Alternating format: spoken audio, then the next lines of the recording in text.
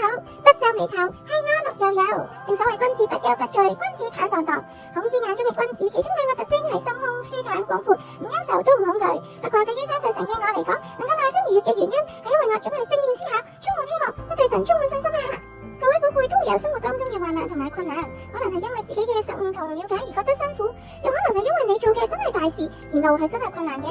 因此有時候即使係做正確嘅事情，就算係傳道啊、信仰呢啲稱義又偉大嘅事都好啦，都會有挫折噶。不過神總會保守心態嘅人，神話會同我哋同在嘅。